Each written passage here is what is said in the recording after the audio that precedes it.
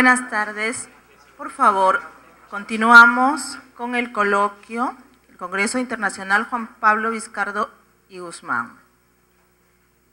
Seguidamente va a exponer el licenciado David Velázquez Silva, licenciado en Historia por la Universidad Nacional Mayor de San Marcos, el año 2010, con su tesis Mutaciones del concepto Patria Perú, 1730-1866.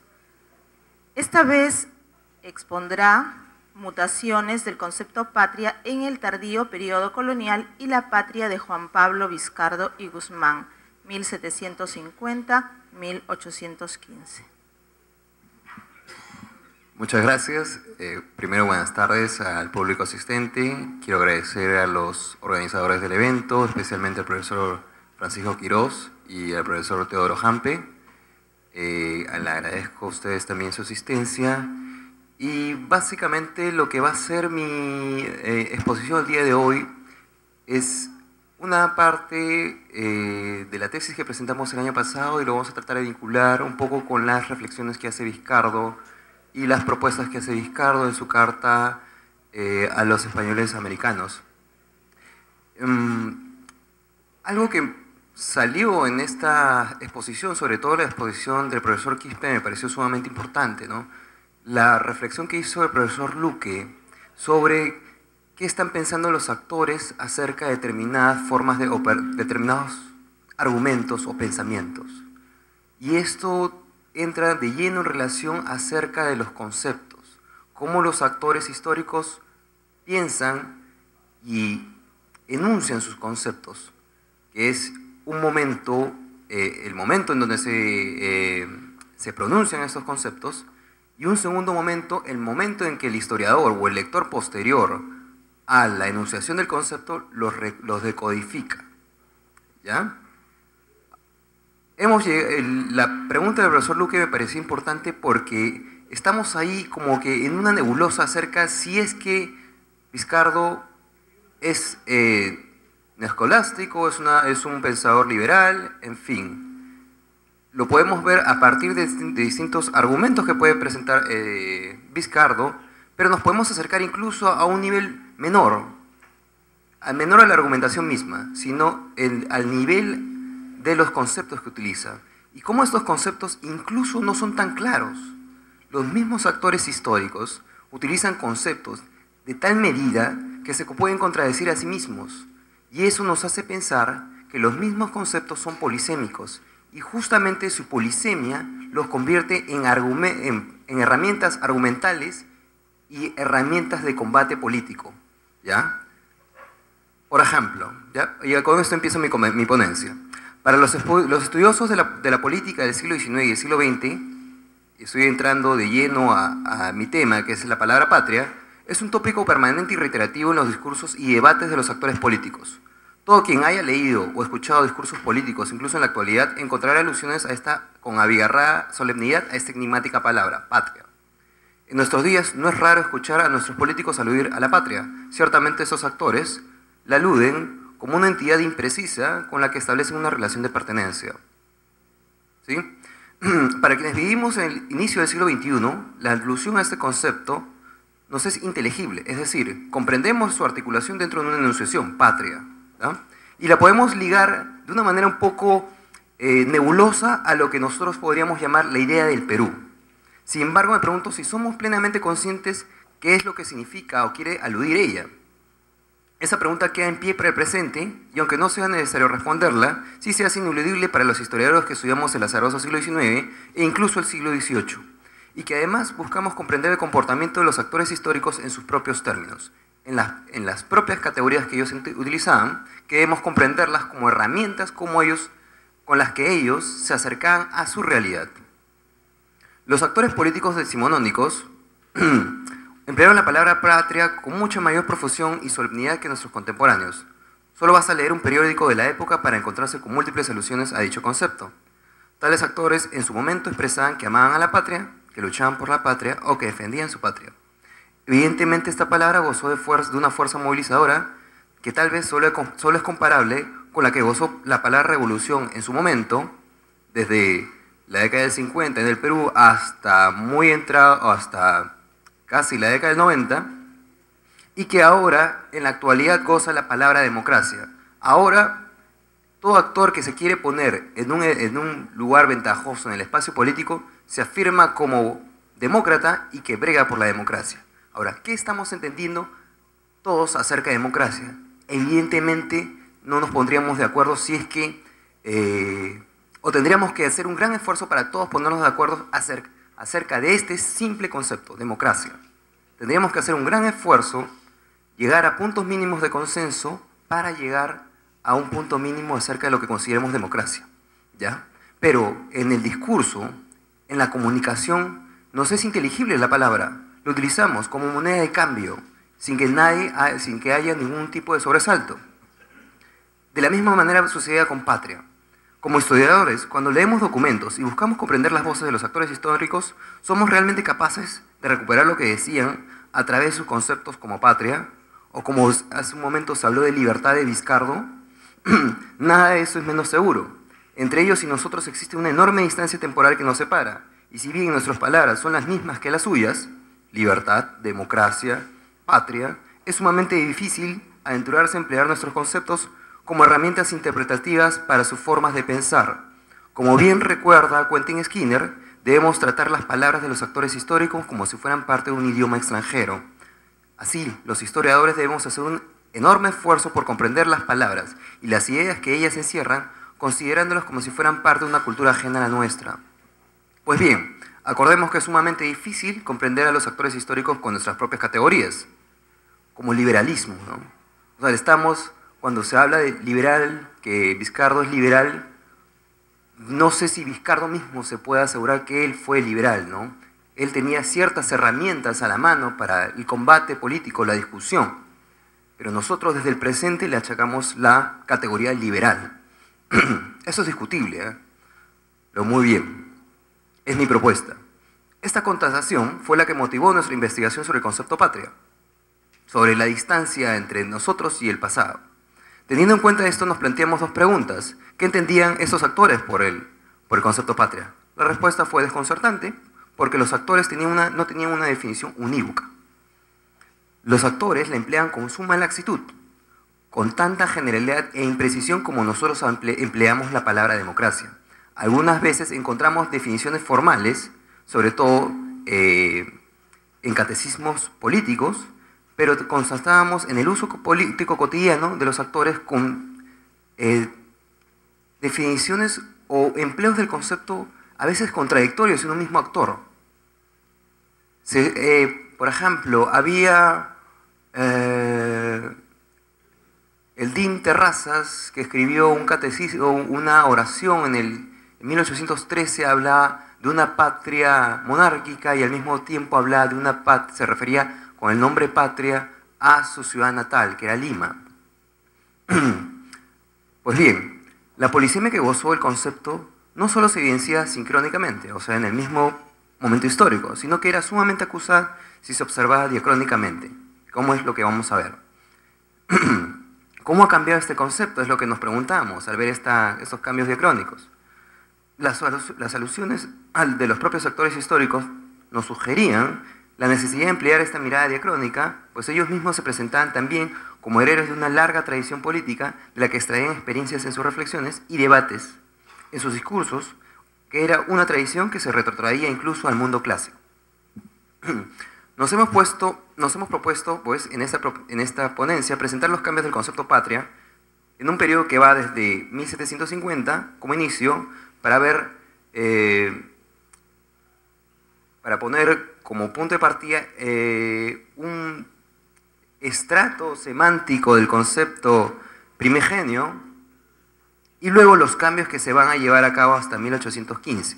Este arco temporal nos permite ver el concepto a través de los distintos proyectos políticos que se llevaron a cabo a fines del siglo XVIII y el principio del siglo XIX, refiriéndome específicamente a las reformas borbónicas y a las Cortes de Cádiz.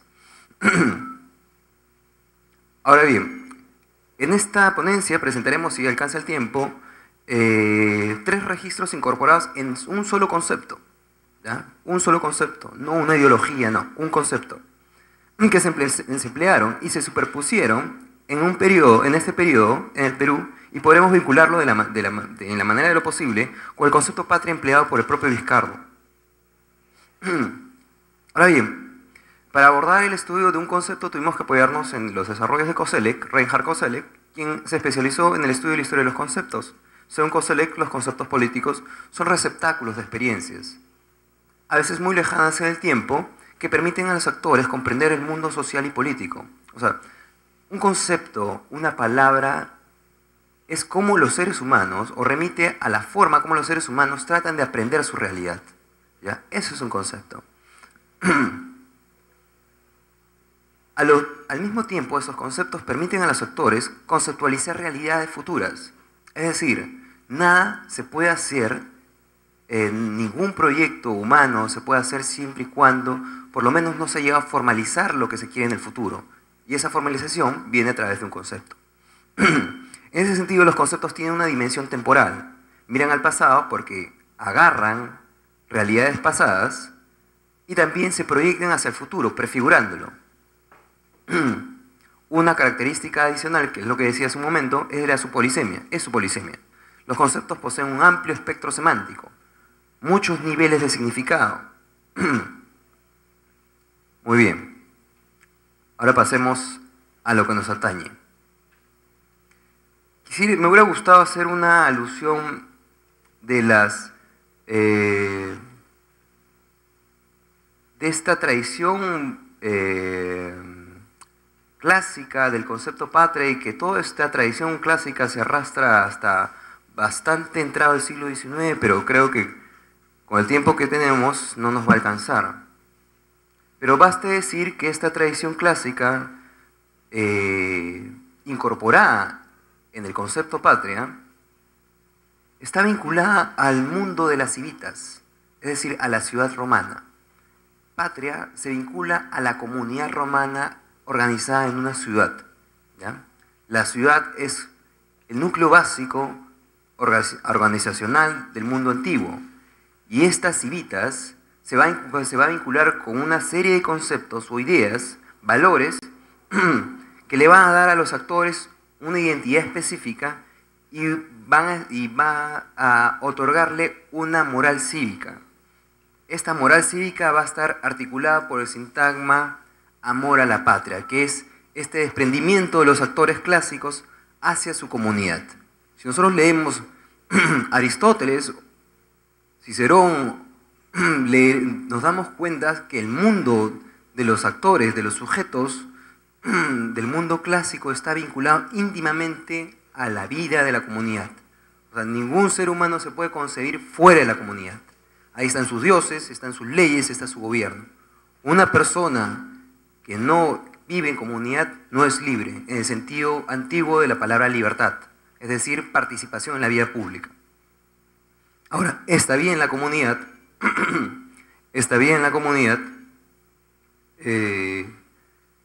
tiende hacia que los actores tengan, como les decía hace un rato, el Fray Terrazas hablaba de patria como la ciudad de Lima. Igual el Fray Francisco del Castillo aludía a la ciudad de Lima como su patria. Ese es el primer registro, un registro antiguo que está recogiendo algo que los romanos llamaban la patria natural. Va a haber un segundo registro que se va a impulsar, según parece, con las reformas borbónicas, y que se va a tratar de constituir una patria distinta, otro nuevo nivel de lo que se utilizaba con el concepto patria, o que se aludía con el concepto patria, que es una patria que va a aludir a la comunidad monárquica. Una comunidad monárquica que va a aludir a la monarquía hispánica. Patria, en ese sentido, va a ser uno de los pilares de la monarquía hispánica. Dios, el rey y la patria.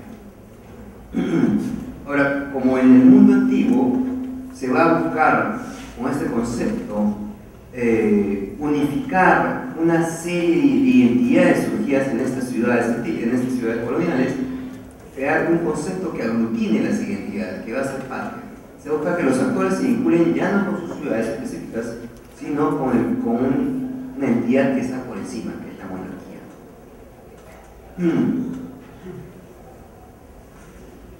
Un tercer registro lo vamos a encontrar ya en el tiempo de las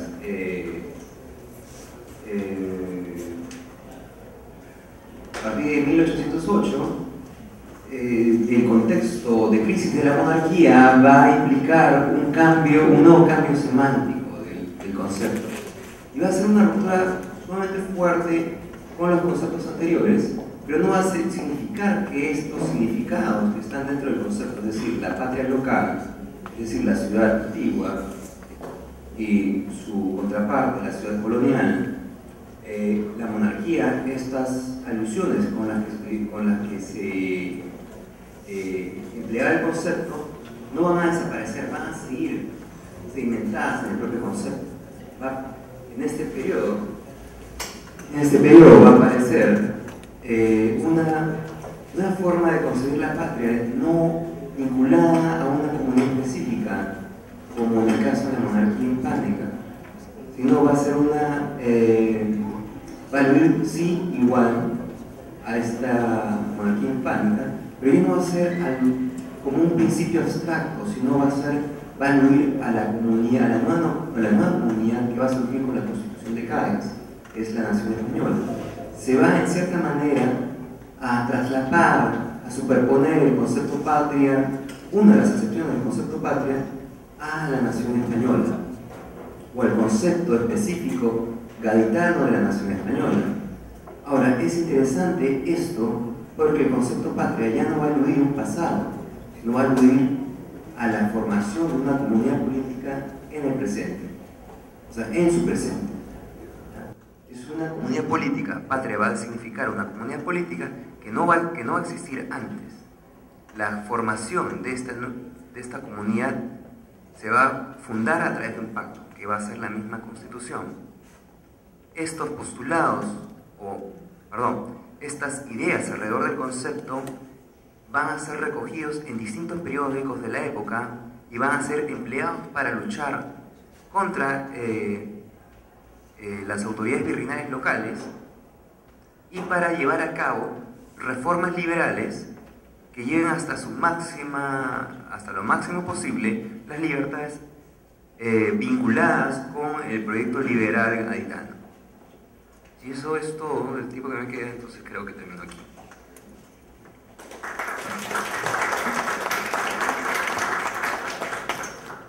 Seguidamente, el doctor Teodoro Jampe Martínez, miembro nacional principal del Instituto Panamericano de Geografía e Historia, coordinador del presente congreso, presentará su tema Jesuitas e Independencia, Juan Pablo Vizcardo y Guzmán, ante el Bicentenario.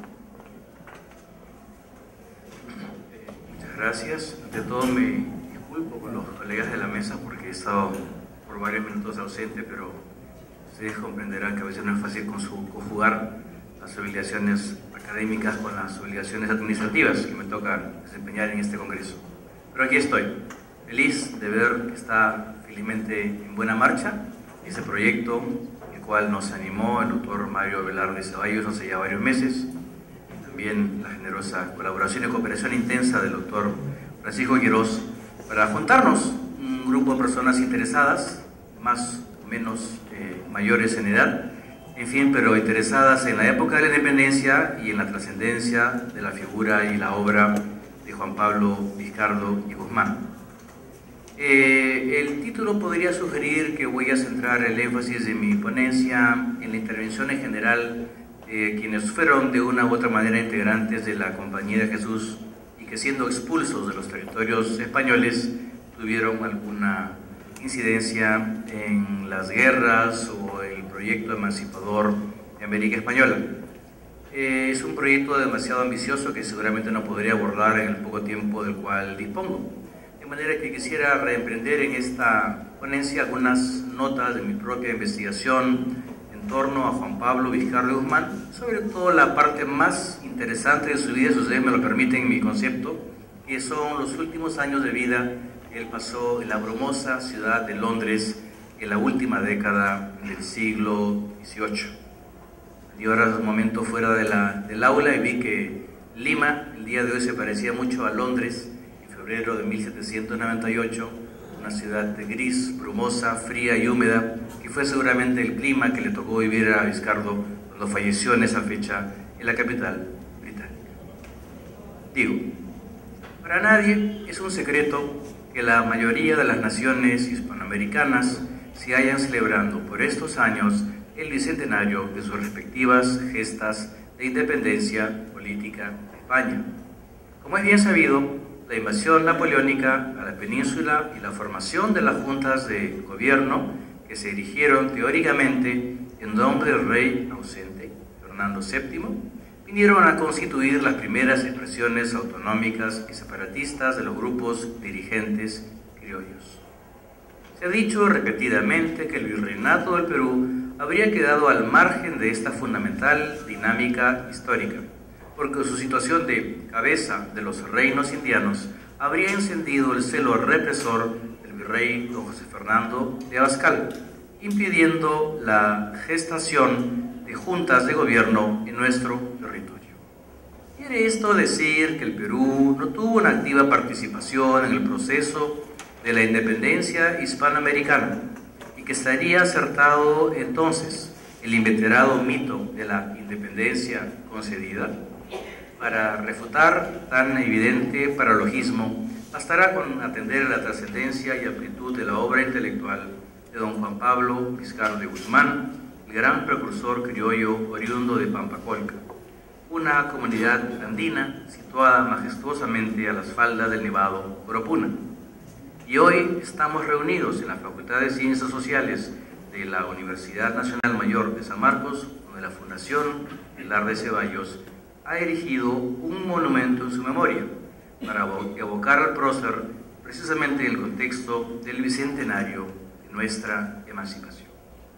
Si bien se mira la historia, Vizcardo de Guzmán, un jesuita peruano que vivió la mayor parte de su vida desterrado en el norte de Italia y en Inglaterra, representa el punto culminante de un largo proceso que recorrió varias generaciones y que comenzó ya en las primeras décadas siguientes a la conquista española.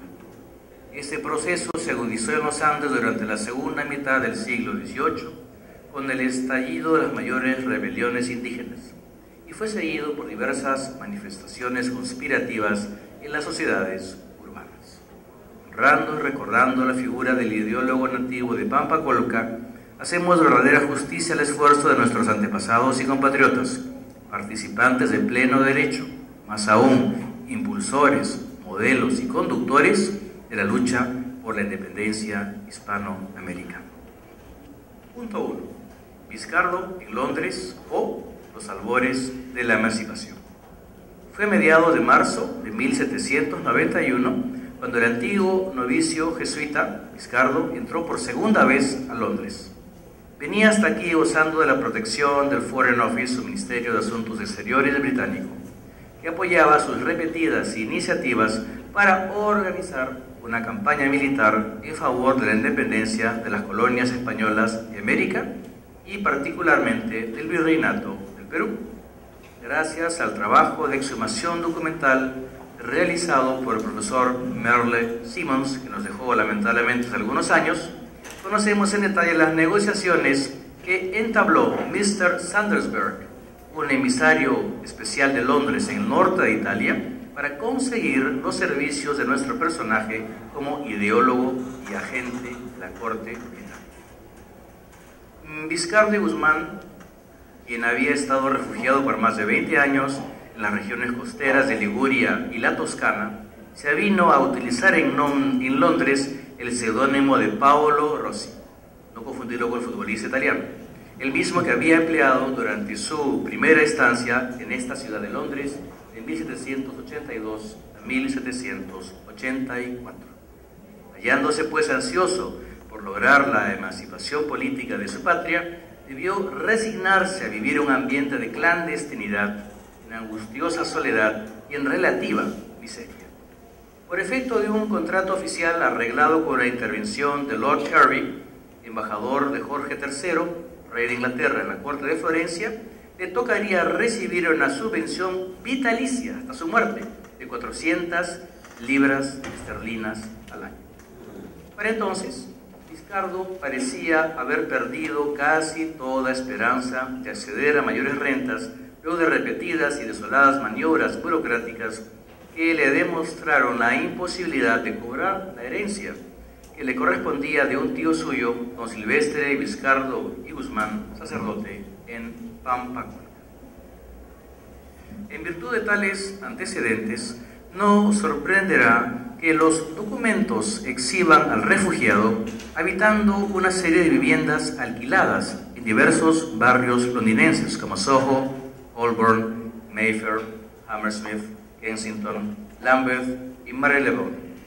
Aunque cultivaba escasas relaciones personales, don Juan Pablo Vizcardo logró mantenerse informado a través de periódicos, cartas y noticias que venían de Hispanoamérica, desarrollando con eficacia su tarea de investigación y redacción de textos sobre el estado de las colonias ultramarinas. Así está bien establecido que desde el momento de su llegada a Londres hasta el año de 1797, presentó a las autoridades del Foreign Office un conjunto de 5 o 6 manifiestos redactados todos en lengua francesa. Lo importante, hemos hablado mucho entre ayer y hoy sobre esos textos, pero yo estoy un poco rescatando la microhistoria que está detrás de ello. Un hombre que viene financiado por el Foreign Office, un hombre que escribe en francés y que se manifiesta con esos documentos a la Cancillería británica para justificar el pago que recibe por sus servicios. Entre dichos textos, cuyos originales guarda la biblioteca de la New York Historical Society como parte del legado de Mr. Rufus King, se encuentran textos que ya todos conocen y que han sido aquí sobradamente repetidos. Los cito rápidamente. Proyecto para independizar la América Española, de septiembre de 1790. Ensayo histórico sobre los disturbios en la América Meridional en 1780, se refiere a Tupac Amaru, fechado en enero de 1792. Esbozo político sobre la situación actual de la América Española, junio de 1792, y el ensayo sobre el comercio actual de las colonias hispanoamericanas de 1797. A todos estos textos debemos añadir, desde luego, la famosa carta a los españoles americanos, presentada en compañía de una larga misiva de Vizcardo y fechada en Londres el 15 de septiembre de 1791. En este vigoroso documento proclama, redactado con vistas al tercer centenario del descubrimiento de América por Colón, se contiene el meollo de la protesta representada por el criollo Pampa Colquí. La Carta a los españoles americanos, como sabemos, se concentra en las 4 graves lacras de ingratitud, injusticia, esclavitud y desolación generadas por la conquista, por la corona de España en su dominación colonial de las Indias, y llama a romper el pacto establecido generaciones atrás por los conquistadores antepasados de los criollos y mestizos contemporáneos de Vizcardo. Al mismo tiempo, el documento analiza con fundamentación jurídico-escolástica las bases de la empresa colonizadora del Nuevo Mundo, como lo hemos oído ya esta tarde. Segundo punto, y me refiero a la persona clave de este embrollo, a quien debemos el rescate de esta documentación, que es el embajador Rufus. Hacia el final de su vida, cercano a los 50 años de edad, Vizcardo y Guzmán se batía en desaliento por la creciente falta de atención de las autoridades británicas. Fue entonces que tuvo ocasión de entablar contacto con el nuevo ministro plenipotenciario de los Estados Unidos ante la Corte Británica. Imagínense ustedes las circunstancias. Es un país que acaba de emanciparse de su madre patria. Las colonias de América del Norte se han emancipado de la corona británica y el segundo embajador que Estados Unidos acredita en Londres es Rufus King. No diré ni siquiera Washington, porque la capital americana en ese momento no era Washington, sino Filadelfia. A este personaje ve, según mi parecer, Vizcardo como una tabla de salvación para desarrollar su agenda doctrinaria y política. Rufus King, hombre de finos modales, educado en Harvard, era un político experimentado en Norteamérica. Miembro prominente del Partido Federal, venía nimbado con la fama de ser el orador más elocuente de su patria, tal como lo había manifestado en los debates para la Constitución Federal, la única Constitución americana, de 1787, y sus intervenciones como senador por el estado de Nueva York. La actitud francófoba y anti-extremista del diplomático yanqui fue un elemento que le movió a apoyar paradójicamente los planes independentistas para la América Española. En más de una ocasión notaría este confidente de Vizcardo que la providencia divina había dispuesto los medios para llevar adelante dicha empresa con el auxilio de tropas inglesas y norteamericanas en ese preciso momento. Al brindar su respaldo al bando de los patriotas criollos, King buscaba guiar la situación de tal manera que se impidiera, ojo, la infiltración en América del Sur de los detestables principios de la Revolución Francesa. Tenemos también en cuenta el contexto, plena revolución, o bueno, las postrimerías de la época del terror de la Revolución Francesa, y la gente conservadora, como King, quería impedir que estos desmanes se repitieran en otras partes del mundo. Ya producida la muerte del ex jesuita peruano, Rufus King tuvo el mérito de actuar como instigador capital de la lucha por la emancipación sudamericana, facilitando el conocimiento de los escritos propagandísticos que nuestro personaje había dejado. Lo cierto es que en su lecho de muerte, el pampacolquino confió al ministro norteamericano sus bienes más preciados, que eran algunos centenares de libras esterlinas y sobre todo los originales de sus tratados políticos y económicos. Estos papeles, que han sido editados en nuestro tiempo por el profesor Simmons, reflejan de manera veraz el intelecto y la visión estratégica que poseía don Juan Pablo Vizcardo y Guzmán. Si bien dirigió la totalidad de aquellas piezas al Ministerio de Asuntos Exteriores británico, utilizó, como ya dije, la lengua francesa, con el objetivo de dar mayor alcance a su afán propagandista y vincularse al torrente de nuevas ideas, instituciones y emblemas que por el mismo tiempo estaban surgiendo en Francia. El hecho lamentable para Vizcardo es que sus escritos alcanzaran solo escasa difusión, prácticamente nula difusión, mientras estaba con vida. Más tarde, fueron objeto de ávida lectura por parte de Francisco de Miranda y de sus colaboradores franceses, Duperroux y La Rochette, quienes se ocuparían de editar, completar y añadir los textos con notas que incitaban al movimiento revolucionario. Se le pusieron más fuerza, le pusieron más llama a los textos que nos había dejado Vizcardo. En este contexto, resulta, como dije ya, importantísima fuente de consulta el diario personal que llevaba Rufus King durante los años de su misión diplomática en Londres, que por cierto, obviamente antecede y sucede por varios años a la muerte de Vizcardo. Fue embajador en Londres entre 1796 y 1810.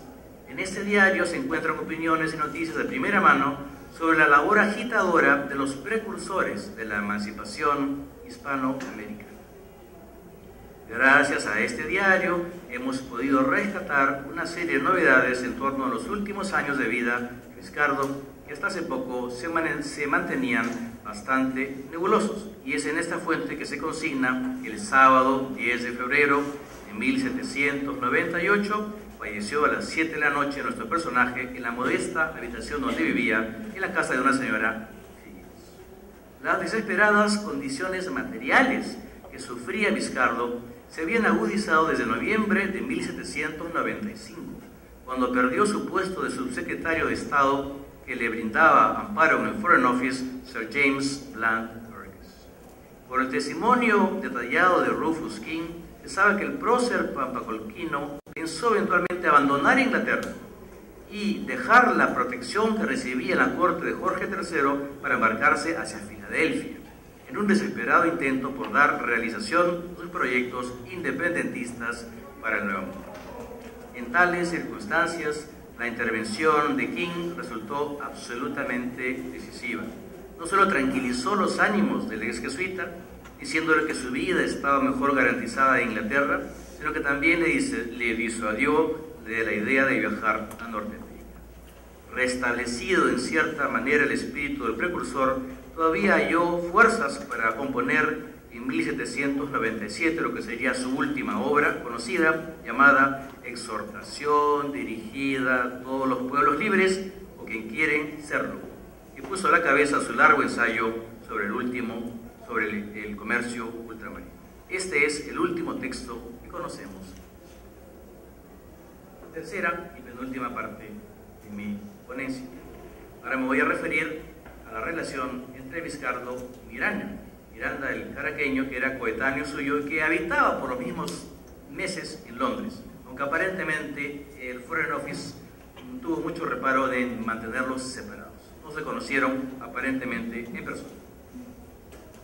Fue después de su muerte, gracias a la labor instigadora del prócer caraqueño Francisco de Miranda y sus compañeros de partido, que se pudo rescatar aquellos papeles de la incuria, empezando por la célebre carta dirigida a los españoles americanos, impresa por primera vez en Londres a comienzos de 1799. Para despistar a los amigos del régimen borbónico, perseguidores encarnizados de los criollos que actuaban con apoyo inglés, se colocó un falso pie de imprenta de Filadelfia. Y en la primera edición en lengua castellana, sacada a luz en las prensas londinenses de Pitt Boyle en 1801, declaraba Miranda en el prólogo con toda claridad, comillas: el autor de ese tratado es don Juan Pablo Vizcar de Guzmán, nativo de Arequipa en el Perú, ex jesuita, muerto en Londres en el mes de febrero de 1798. En lo sucesivo se dará a conocer el resto de sus interesantes manuscritos sobre América Meridional. Fin de cita y fin de anuncio de Miranda. Debemos tener en cuenta que Vizcar de Guzmán no estaba solo en su amistad con el embajador norteamericano y en las tratativas ante la Cancillería británica, pues sus afanes de separación de las colonias hispánicas del Nuevo Mundo eran compartidos por un grupo de, comillas, españoles americanos residentes. En la coyuntura particular que enfocamos, hay que destacar que Vizcardo había llegado a Londres en enero de 1798, o sea, un mes antes de la muerte de Vizcardo, huyendo de Francia, tras haber participado en un fallido alzamiento contra los jefes del director.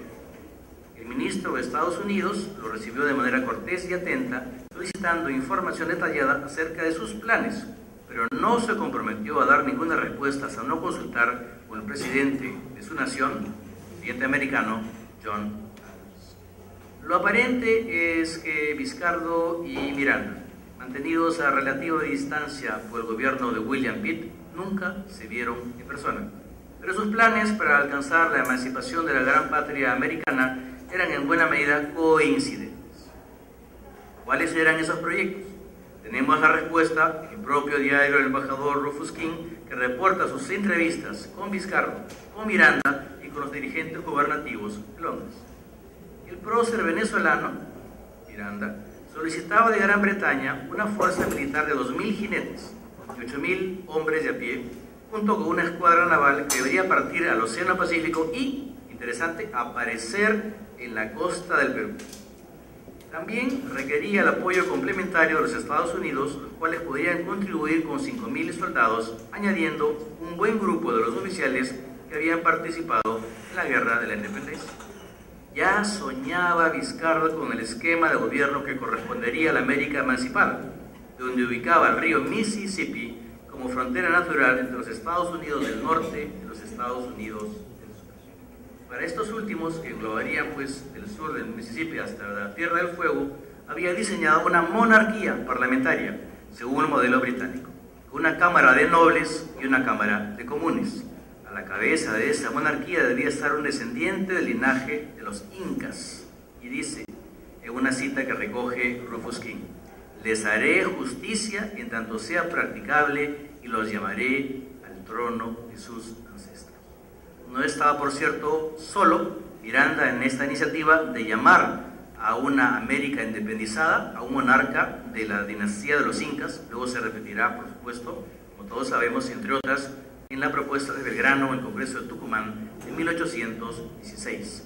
Eso nos honra mucho a nosotros como peruanos, no lo digo por afán chauvinista, porque muy bien se podría haber dicho, se ponga pues en la cabeza el último descendiente de Moctezuma, pero es repetitivo que cuando se planea o se proyecta una América independiente, se dice restaurar al antiguo orden de cosas y un inca a la cabeza de todo el continente. También hay que referir las ventajas que el proyecto separatista brindaría a la gran potencia insular. En caso de éxito, claro, no era por gusto que intervendría a Gran Bretaña, se le ofrecía al gobierno de Londres un pago de 30 millones de libras esterlinas y una serie de franquicias en el comercio con los países de la América Meridional. Esto y mucho más se podría recoger de las declaraciones francas y visionarias de Miranda, tal como aparecen en el testimonio de King, que quiero publicar próximamente, en versión original inglesa y traducción castellana. Pero sabemos que los proyectos emancipatorios no pasaron adelante en aquella coyuntura. Por una sencilla razón que explica de primera mano Mr. King. En síntesis, el primer ministro, William Pitt, y los dirigentes del Foreign Office temían que la separación inmediata de las colonias españolas pudiera llevar al Nuevo Mundo los mismos desatinos y atropellos, las mismas escenas de salvajismo, entre comillas, que se habían experimentado recientemente en la Francia revolucionaria, donde las cabezas del propio rey y la reina habían rodado al suelo por el imperio del terror. Para mantener una cierta seguridad en el orden político y social, advertían que era conveniente esperar en América del Sur todavía un poco más. Pues invento mío está clarísimo en las explicaciones que da en su diario Mr. Y la última parte es un poco más anecdótica, y si me lo permiten voy a recorrer rápidamente estas últimas páginas que llamo Tras las huellas de Juan Pablo Vizcarra de Guzmán. El doctor Quirós tuvo el buen tino de citar un trabajo excelente que con este mismo título publicó hace mucho tiempo el difunto profesor César Pacheco Vélez. Pero yo no me refiero a las huellas ideológicas, sino a las huellas físicas de Vizcardo en Londres.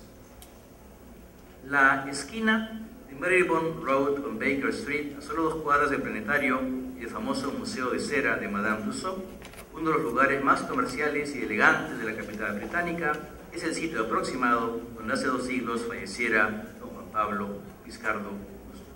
No queda hoy ninguna traza de la casa original, levantada en la segunda mitad del siglo XVIII y conocida entonces con el nombre de Alsop's Buildings. Sin embargo, para honrar convenientemente la memoria de nuestro personaje, se ha colocado en aquella esquina una placa, gracias a la eficaz tarea conjunta de la Alcaldía de Westminster y el Consulado General de Londres. No les quiero hablar demasiado sobre mí, pero yo estuve presente el día de la revelación de la placa, el 5 de noviembre de 1990. Sabemos entonces las señas precisas de esa última morada. Y sabemos por referencias complementarias que aquella calle llamada Marylebone Road había sido diseñadas en el año de 1757 para unir los vecindarios de Paddington e Islington y constituía por entonces el límite de una nueva zona de expansión al noroeste de Londres. Conforme se aprecian los planos de la época o un poco más tardíos, Alsop's Buildings quedaban los propios bordes del ámbito urbano. La vida de Vizcarra era también marginal físicamente, vivía en los bordes urbanos de la ciudad de Londres. Y era el aniversario, el centenario de la independencia del Perú, evoca que Vizcardo residió anteriormente en otra casa, ubicada en Wardour Street, en el barrio de Soho. Examinando la documentación labrada por el mismo personaje durante su segunda estancia en Londres, podríamos establecer una relación de probables moradas. Hace un rato ya mencioné los varios barrios donde él vivió. Aparentemente se diría que vivió a salto de mata. Y yo me pregunto a mí mismo y a ustedes, ¿cómo se explicarían tan frecuentes mudanzas en tan corto espacio de tiempo? La razón, a mi parecer, más plausible se vincula con las instrucciones que recibió el prócer y agente del Foreign Office para no utilizar su verdadero nombre y no datar sus cartas con su domicilio presente. Se le recomendó dar direcciones falsas. O cualquiera que quiera hacer el recorrido que yo hice un día, un poco malévolamente con el cónsul de Perú, siguiendo las direcciones, va por un derrotero imaginario. Allí jamás estuvo Vizcardo, porque recibió la orden de dar direcciones falsas para que si sus cartas eran interceptadas, nadie supiera dónde estaba realmente. Tampoco hay certidumbre acerca del destino de sus restos mortales. Su última morada de Marylebone pertenecía al ámbito parroquial de la iglesia de St. James, más conocida como la Capilla Real de España, por estar directamente adscrita a la Embajada Española. Con ocasión de mis visitas a esa ciudad, he investigado los archivos pertenecientes a esa antigua capilla. Por desgracia, están solo los libros de bautizos y matrimonios de la época que vivió Vizcardo, más no los de defunción. Y digo por último, para que no se inquiete mi amiga Jenny Castro. En fin, no descartamos la posibilidad y ubicar nuevas fuentes originales que nos ayuden a profundizar más en la formación temprana y las azarosas vivencias europeas de Vizcarra, en sus manifiestos de agitación independentista y en la correspondencia con sus lejanos compatriotas, los criollos y mestizos residentes en América. Tal como advertía el difunto historiador peruano César Pacheco Vélez, la figura del ideólogo pampacolquino ha ido creciendo notablemente, como la sombra de los árboles al caer la tarde, luego de su penosa y solitaria muerte en Londres. Felices investigaciones y hallazgos documentales a lo largo de la segunda mitad del siglo XX nos han permitido conocer cada vez mejor su asombroso derrotero personal, su lucha por la justicia social y su impactante obra. De la sombría clandestinidad a la luz del reconocimiento universal, tal parece ser pues el destino histórico de este personaje. Muchas gracias.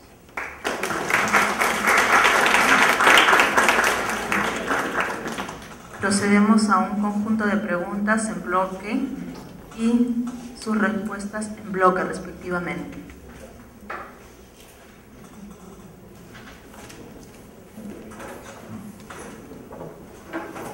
Disculpen, ¿quién más va a preguntar? Buena, Luque. Benavides.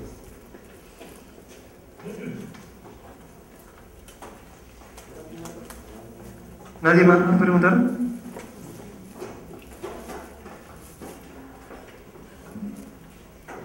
Sí, para David.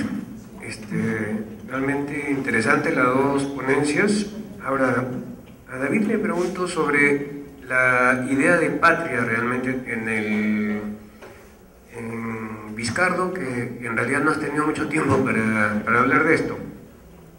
Y yo la vincularía como pregunta, o sea, para ti, no es solamente mi idea, sino como se trata de la tercera versión que tú has dado de la idea de patria, alude a una comunidad más bien política, ¿no es cierto?, más bien abstracta. ¿Hay algo de esto en el Mercurio peruano?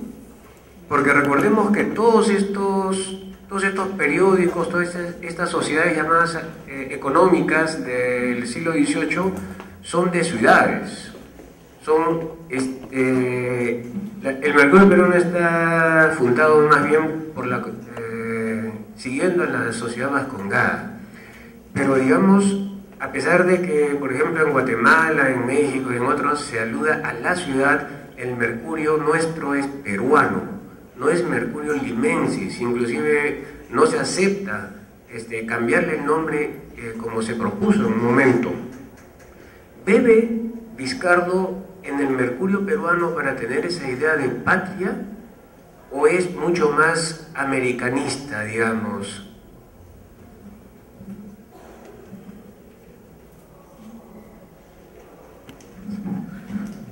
La pregunta también va para el señor David. Primero quiero felicitarlo porque he notado que usted tiene una especie de autonomía sobre el tema. Estaba alcanzando altura, pero lo cortaron lamentablemente. La pregunta es la siguiente: ya nos habló de patria local, también podría llamarse patria visible, patria territorio. Este concepto sospecho que corresponde al sector criollo. ¿Qué concepto de patria manejaron, por ejemplo, los otros sectores, como los españoles, los indígenas, los negros, teniendo en cuenta que estamos hablando de grupos, llamemos, subalternizados, ¿no? Solo eso.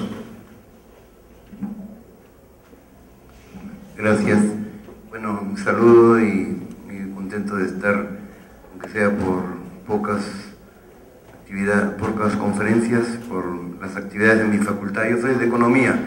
Quiero aprovechar y decir de que cuando me toca a veces dictar el curso de Historia Económica, siempre hago la inauguración en este busto. Ya lo he hecho 2 oportunidades. Y es una cosa muy simbólica por el valor que tiene Juan Pablo Vicardo Guzmán como padre de la patria. No quiero hacer una pregunta, solamente, en todo caso, siempre se reafirma el rol de programa de Vizcardo y Guzmán, y en ese sentido ya varios autores han recogido y tomado esto como, así como la Ilustración fue el programa de la Revolución Francesa, la carta y los textos, sobre todo por la difusión que tuvo en toda Hispanoamérica, que fue editada en diferentes partes, no solamente esa primera edición de Londres, sino las diferentes ediciones que incluso en el Perú se hizo también, creo que en el 23, 24, ¿no? Entonces, eso reafirma, ¿no?, el valor, ¿no? Y bueno, ese era el comentario, y no sé si usted está de acuerdo o quiere agregar algo para fortalecer.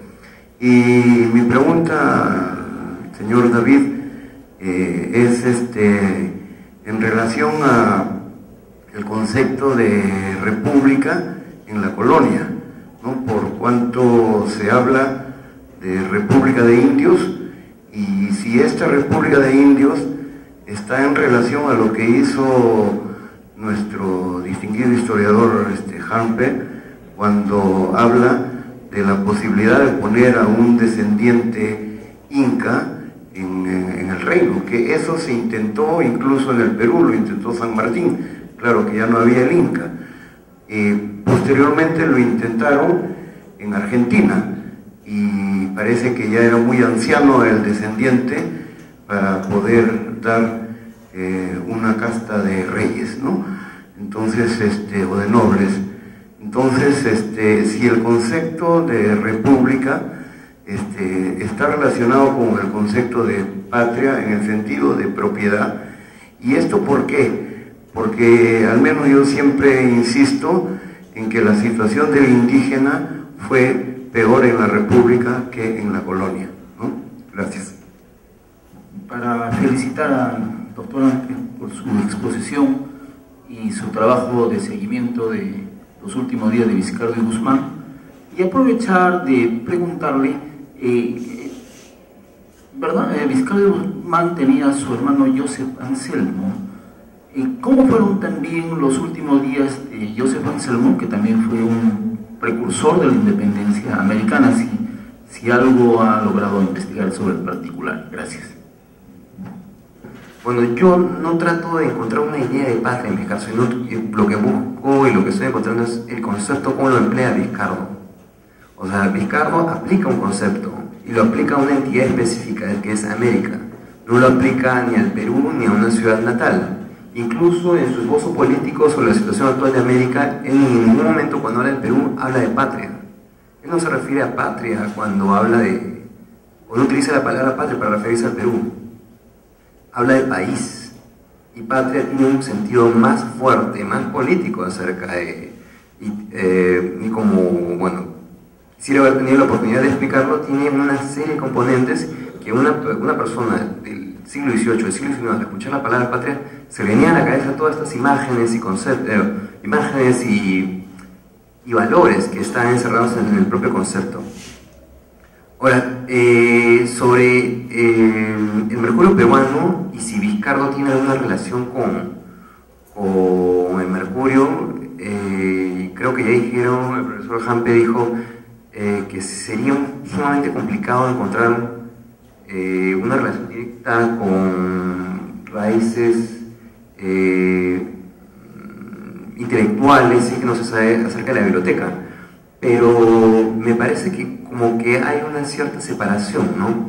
O sea, porque mientras los españoles, muchos españoles en el tiempo que Vizcardo escribía en Inglaterra y que en el Mercurio peruano se publicaba acá en el Perú, había muchos españoles que utilizaban el concepto patria para designar a la corona española o a la comunidad monárquica en general. No lo decían particularmente la corona española es nuestra patria, pero decían la patria española, ¿no? O decían la patria en un sentido tan general que se podría haber entendido como la patria monárquica o incluso como una patria más pequeña. O sea, ahí está también la flexibilidad del concepto, o la polisemia del concepto. Y sí, el Mercurio me parece a mí que parte de una no tanto, no quiero incidir en esta cuestión de toma de conciencia, porque yo tampoco no estoy tan convencido de esta vieja tesis de la toma de conciencia nacional, ¿no?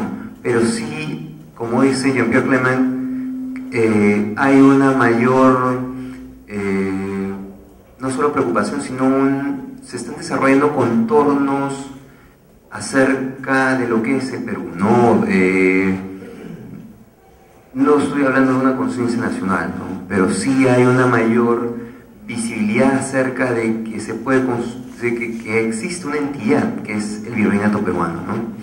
Ahora, lo que decía el profesor Luque sobre la patria, el territorio, la patria local, sí es lo que sí se llama la patria natural, ¿no? Es la patria la patria chica, ¿no? Como me decía hace un ratito, Jenny me decía, ella ha estudiado la patria chica, ¿no? Es algo así, las ciudades, ¿no? La ciudad a la que nosotros o nuestros padres o abuelos le tenían un cariño, ¿no? Arequipa, Trujillo, el Callao. Esas patrias locales tenían identidades y uno tenía que desvivirse por esa comunidad a la que uno pertenecía, de forma muy similar a lo que sucedía a los moldes clásicos, como lo establecía, como lo pedía Cicerón en su República. Ahora, si otros sectores tienen una idea de patria aparte de los españoles o los criollos, la investigación que he tratado de hacer, traté de encontrar si estos sectores tienen una idea o utilizan el concepto patria, porque se hace sumamente complicado encontrar de la gente de a pie conceptos o frases donde se utiliza el concepto patria.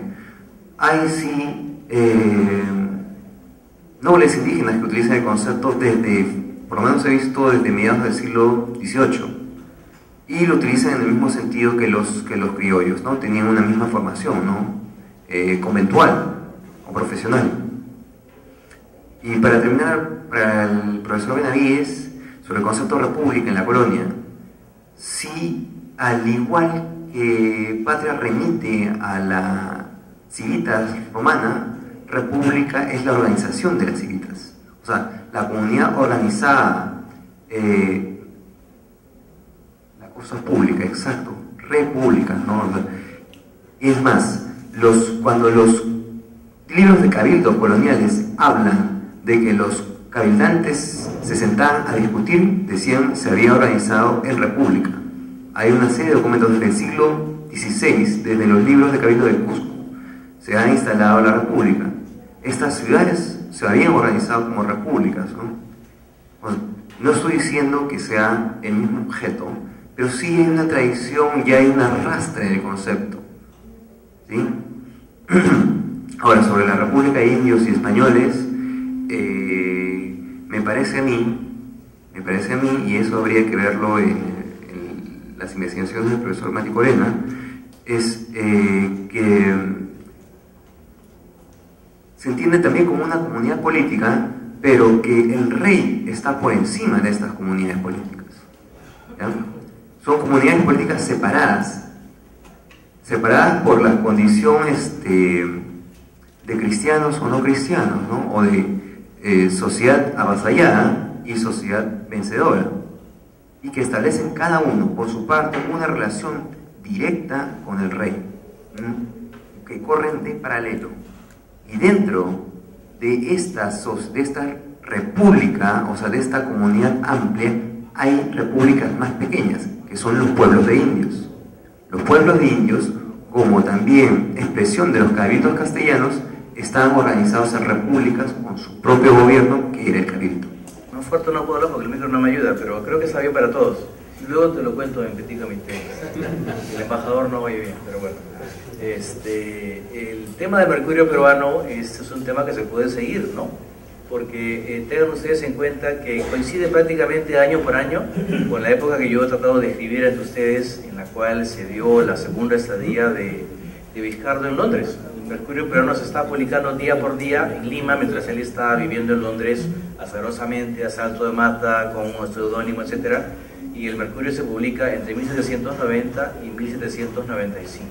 Como él tenía buenos contactos con Perú y no había perdido el vínculo familiar, aunque sus familiares estaban por supuesto en el sur del Perú, seguramente es pensable, es probable y se puede chequear viendo la cita de sus tratados, no la carta sino los demás tratados, de que allí hubiera referencias puntuales a tal o cual artículo de sus congéneres o compatriotas criollos del Mercurio, la gente ilustrada como él, de la élite, ¿no es cierto?, que no había sufrido el exilio y que se habían quedado pues viviendo básicamente en Lima, que era donde se editaba el periódico, ¿no? De manera que sería un interesante punto de ver, de contrastar en qué medida las noticias, los estudios, los ensayos sobre política, sociedad, ciencia, mineralogía, que se publicaban en el Mercurio al mismo tiempo que Vizcardo escribía sus últimos tratados, le alimentaron o le retroalimentaron para conocer mejor la realidad de su gran patria americana, ¿cierto? Porque no solamente escribió panfletos políticos, sino también temas de comercio, temas económicos, ¿no? Su interés era casi universal. Un pequeño Humboldt, que también era un hombre que por esa época recorría América. Son todos grandes personajes de ese momento. Pero bueno, eso se puede verificar. No tanto, como digo, viendo la carta, que es una cosa ya muy conocida, en la cual yo digo, no diré que no merece la pena entrar, pero revalorando todos los demás escritos que él escribió. Habría que ver por qué tuvo la carta mayor fortuna que los demás. El profesor Benavides decía que a él le inquietaba la difusión de su obra y el programa de Vizcardo sintetizado en la carta. Pero ¿qué hubiera pasado si estos otros tratados no se hubieran quedado dormidos en los archivos hasta los años 80 del siglo XX y hubieran aparecido al mismo tiempo, ¿no? Porque según lo cité a ustedes, el propósito de Miranda era publicar la obra completa de Vizcardo, no solamente la carta. Quizá utilizó la carta primero porque era más incendiaria, era un panfleto que se vinculaba más directamente con su propósito inmediato, pero con calma y con más dinero quizá hubiera sacado los demás tratados, que los tuvo a la mano, pero no le alcanzó el tiempo, luego tuvo que irse a Venezuela y se quedó eso pues dormido hasta mucho tiempo después. Entonces no estoy tan cierto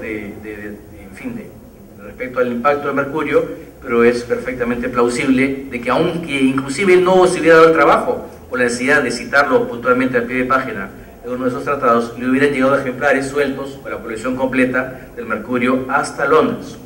No olviden ustedes, que ya acabo de mencionar a Humboldt, que este personaje también quedó deslumbrado con la valía intelectual del Mercurio, porque él estuvo de paso en Lima en 1802 y se llevó los ejemplares a Alemania y mandó a hacer una traducción al alemán en 1807. De manera que la fortuna, el impacto que tuvo el Mercurio fue enorme en torno a esa época transicional a caballo entre el 18 y el 19, en que no se sabía qué iba a pasar realmente con el destino de esos dominios europeos en América. También he escuchado unos interesantes planteamientos y discusiones entre los colegas aquí presentes sobre el problema de la república y el proyecto monárquico. Yo creo que debemos poner las cosas en su contexto histórico. Cuando se habla de república de españoles y república de indios, que son por cierto conceptos que se manejaban en la época, pero solamente desde el punto de vista doctrinario, no hay ningún texto jurídico, ni las leyes de India, ninguna ordenanza que diga esto vale para la república de indios y esto vale para la república de españoles, ¿no? Había otros tipos de términos para englobar a quienes convenía o no convenía aplicar tal o cual legislación. Pero ya los doctrinarios, tipo Evia Bolaños, o un Salvador Solón Pereira, o un León Pinelo, ellos sí empleaban teóricamente el concepto de res pública, que era pues un concepto muy antiguo, como ustedes han dicho bien, colegas de la mesa, que remite pues a la política, a la policía clásica, griega y romana, ¿no es cierto? La polis es la ciudad y la policía es el gobierno de la ciudad.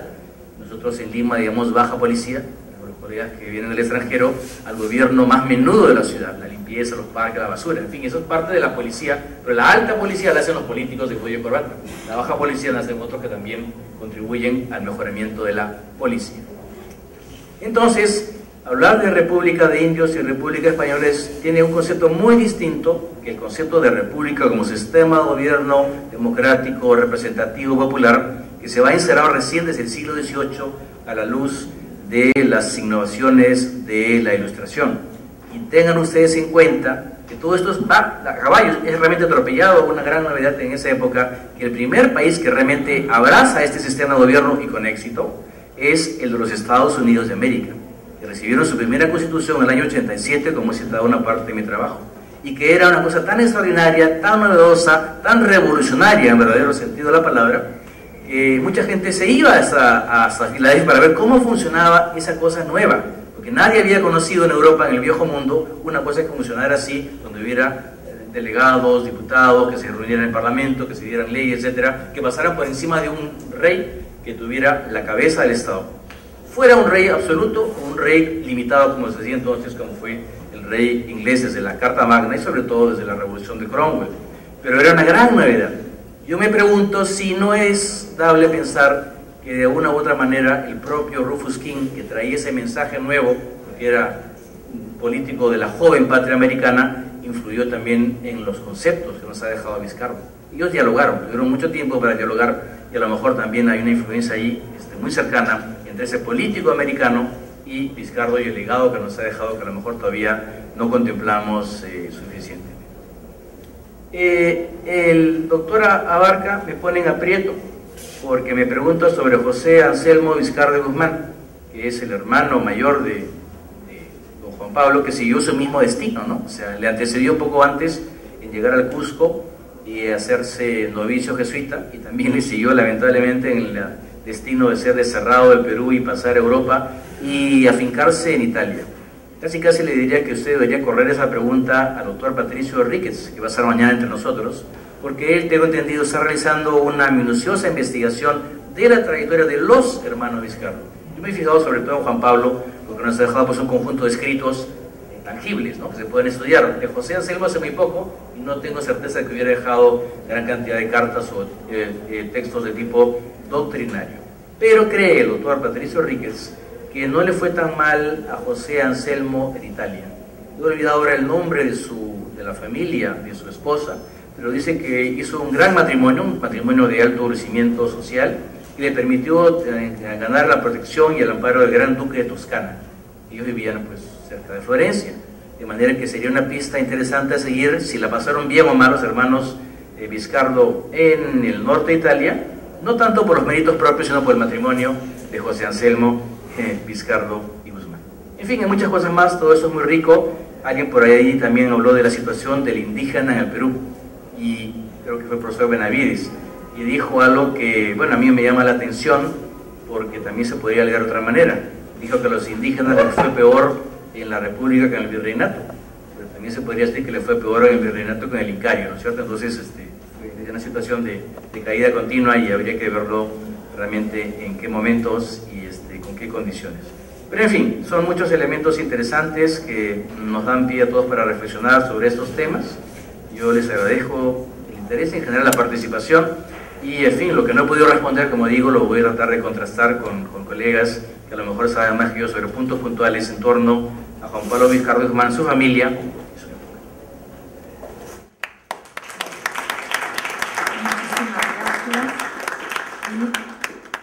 Damos por terminado el día de hoy nuestra jornada. Nos reunimos el día de mañana. Gracias.